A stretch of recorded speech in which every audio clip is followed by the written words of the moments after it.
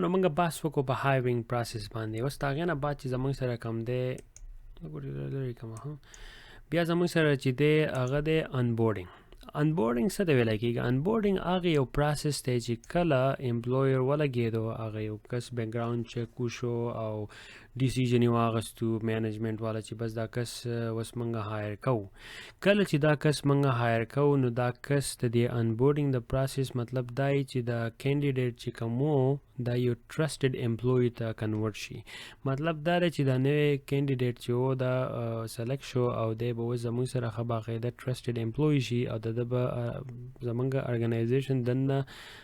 د به اکسس وشي، هر شي ته به اکسس د ده اوس ښه باقاعده وشي. چې کله د ده اکسس وشو مطلب دا دی چې هی ول نو ایوریثینګ. پوه شوې؟ نو دغه شانتې په دې انبورډینګ کې یوازې مطلب امپلوی رغونې خو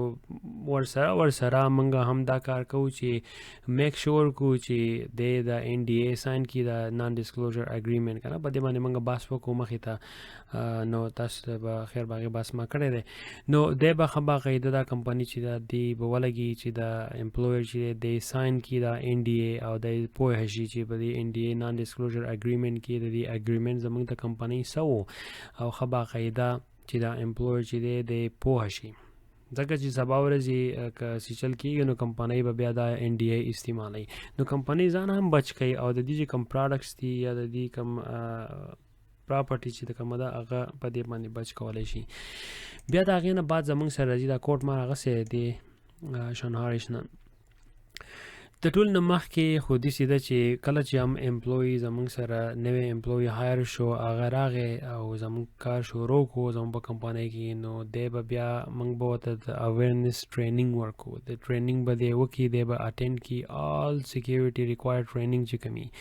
ښه باقاعده به دی پالیسیانې ټولې وګوري او پالیسیانې چې وکتلې په هغې کې ځینې داسې قسم پالیسي چې تو هغه ریډ کړي نو هغه تا ته وایي یو قسم په آخره کې هغه ریډ مارک کویشن غونډه کې راشي که نه وایي دا کمپلیټ شو.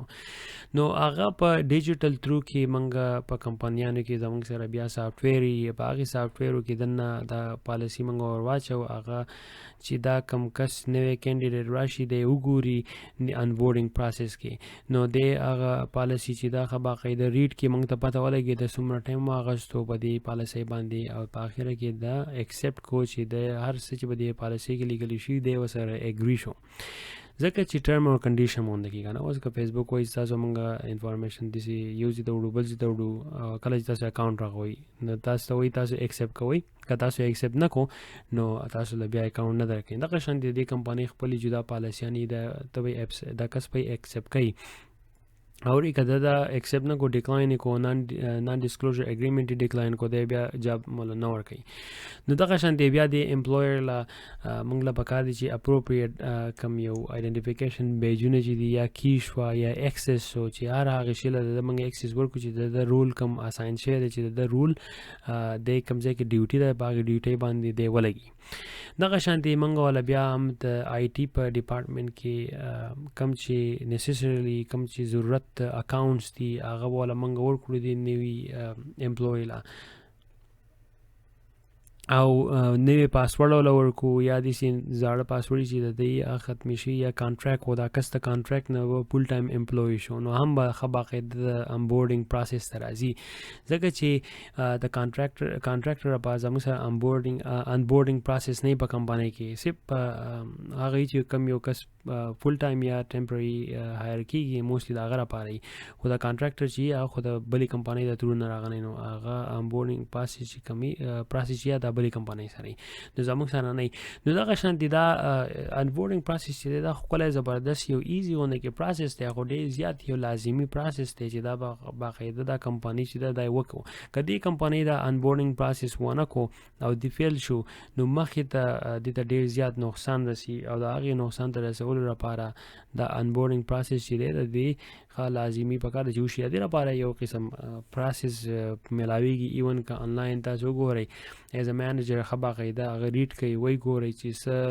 پکار دي د سیکیورټي نه چې هغه تاسو هم یو نوی هایرډ امپلوی ته پرووایډ کوي ځکه چې دا کس دا اوس ټرسټډ امپلوی شو نو دا اوس آلموست ایوریثینګ ته مطلب دا چې د ارګنایزیشن ډېر کریټیکل انفارمیشن ته به د ایکسیسي او ګوري به